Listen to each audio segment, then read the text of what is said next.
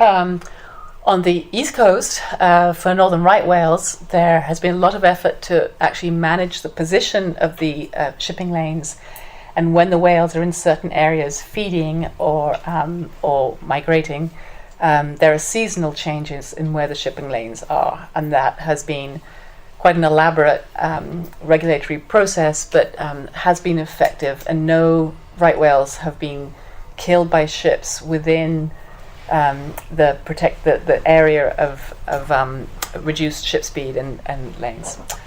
Then there's obviously ship speed restrictions that may be applicable in some places. And then we also have to think about seasonal management, because that will be a way that will be more palatable to some of the shipping industry. And if whales aren't there, clearly we're not so concerned about ship speed. So there's a lot of room for negotiation, and something I think you're going to have a lot of conversation with the industry as well as the Coast Guard over. Where you're thinking about that? Thinking of Arctic waterways safety committee.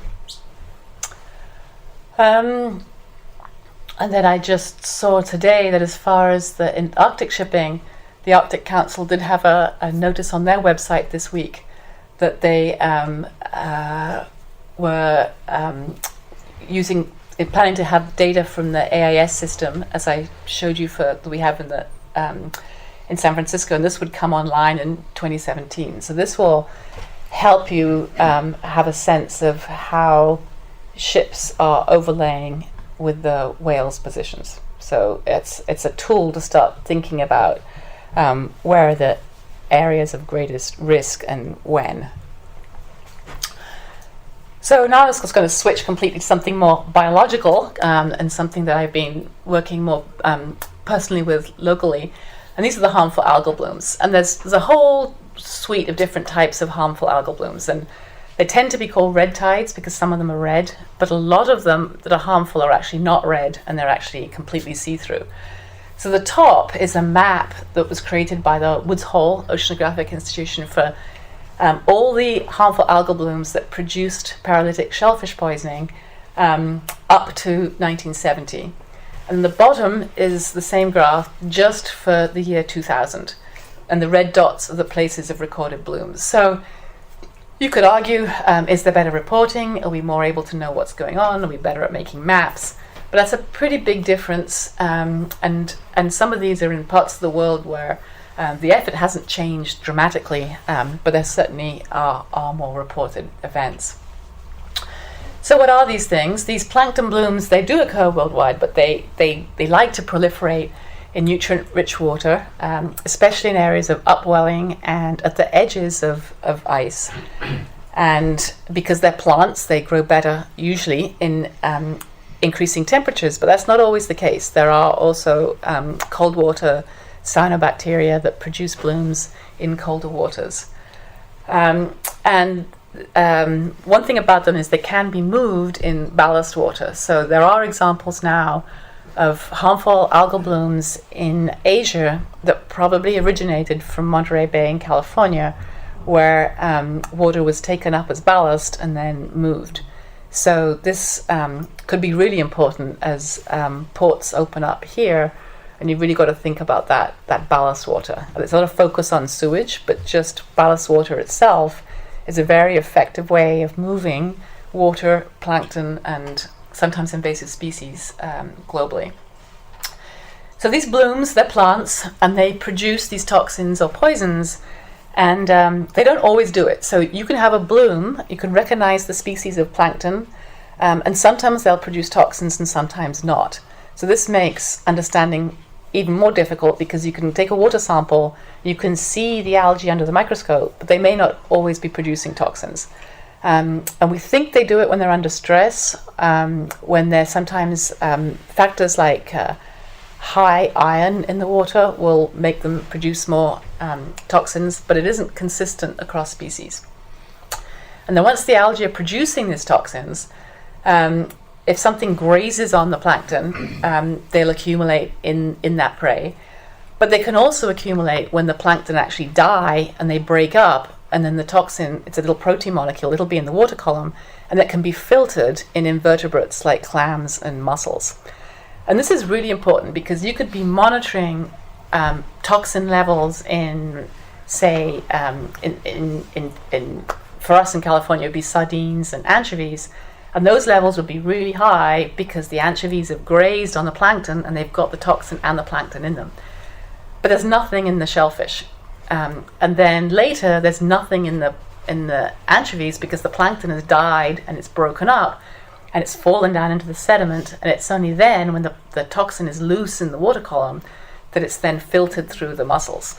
So there'll be different prey items will have different levels of toxin at different stages of the bloom. And the bloom could be over, and then you have really hot, poisonous mussels, but there's nothing in the water column anymore when you take a water sample.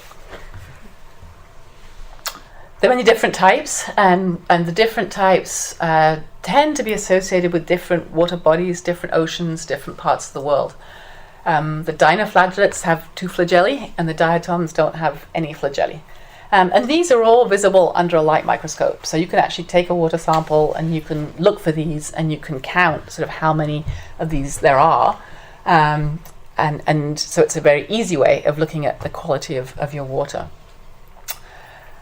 So now, making this relevant to you folks, this is a satellite image enhanced for chlorophyll for 2015. So what year did we just finish? This is 2015. So last year, associated with the huge blob of warm water off the west coast, there was this really extensive harmful algal bloom that this is where I live down here, and we've had them pretty regularly, and extended all the way up Oregon, Washington, up, and then right up to the Gulf, and then up through to here, and also down to Baja and round into the Gulf of California. But the species, that's chlorophyll, so that just tells you you've got plant material. So within that chlorophyll, there are different types of the different plankton. So some of them are dinoflagellates, some of them are diatoms. That just tells us that there's chlorophyll, that there's a bloom, not that it's poisonous. So one of the most common blooms within that sort of swath of chlorophyll was a diatom called Pseudonychtia. This is Pseudonychtia, and it's a little single diatom that produces domoic acid, which is a pretty potent toxin. It mimics amino acids, and it binds. It looks like glutamate, which is a specific amino acid, and it'll bind to any cell in the body that has a glutamate receptor. So it's mimicking a natural protein in the diet.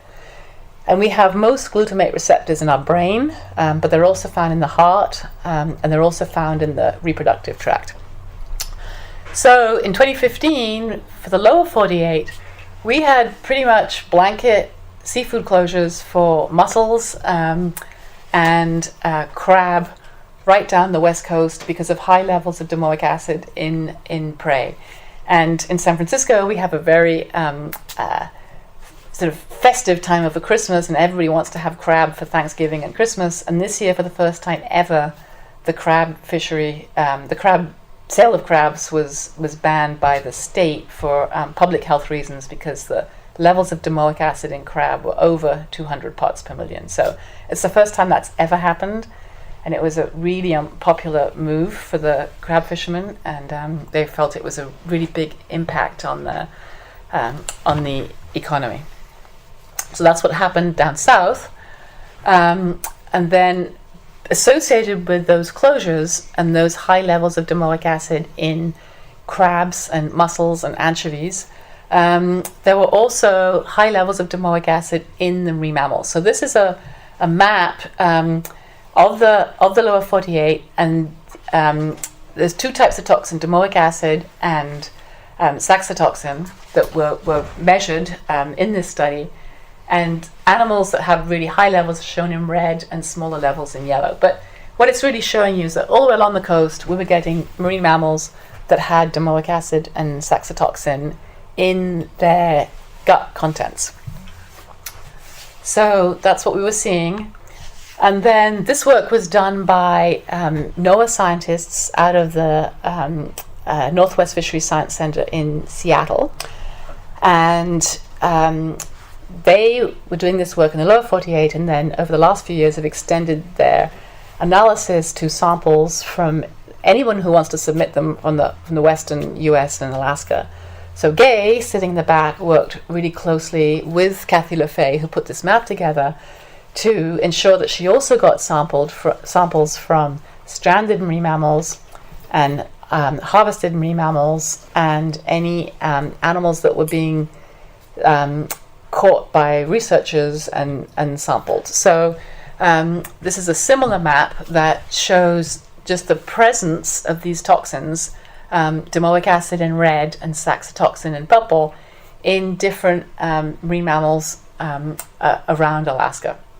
But I'm really stressing that this is just showing you that the toxins are present. The big question is, what were they doing and how relevant were they to the animal's health? So that's just something to think about. And so these data are actually, go ahead, Gay. Yeah, I just wanted to note in your other slide, red meant high levels. It was just But in domoic this acid. slide, red just means domoic acid Yeah, yeah, is present. yeah. I was going to save my question for tomorrow, but somebody, we have young people that go on internet all the time. They're pretty Savvy. knowledgeable about Yeah. stuff, current events. And one of the questions, I think you might answer this better than tomorrow, waiting for tomorrow. One of the questions they brought up is we're getting a lot of methane gas with global warming coming out of the oceans everywhere around the world, and that's got to be affecting the algae, the poisons, and whatever methane gas brings with it. Mm-hmm. They asked me to ask somebody knowledgeable that might be helping to contaminate our clams, our seals, our fish, because it's becoming more prevalent every year, I think. We're seeing more seals with the lesions and the hairless. And now we're worried about our clams. In Wales, we harvest clams every fall when they wash up, and it was really interesting to hear that, one thing might be like the anchovies were contaminated and then everything went away, and then later on the clams, after everything decomposed, it went into the clam, where they live. So my question is methane gas having to do with, anything, or I don't know if anyone's linked methane gas to harmful algal blooms.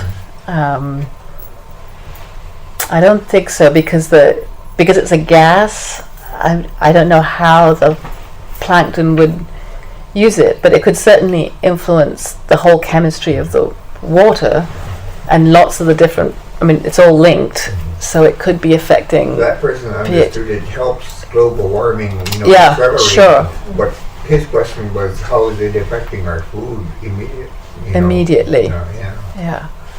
I have to Which say has that I anything to do don't with know the of an seals obvious and link, fish. but maybe you do. No, I don't. Okay. I have a different question in regards to revenue. Is this data new? Is this, doesn't seem like they're harmful. It seems like they're there. They've been there a long time, and these toxins they're talking about. Yeah. I was involved maybe 15 years ago for about 10 years with sampling seals with NOAA. Some guy from the East Coast. I forgot his name now. But we took samples from seals for, he was taking samples for heavy metals.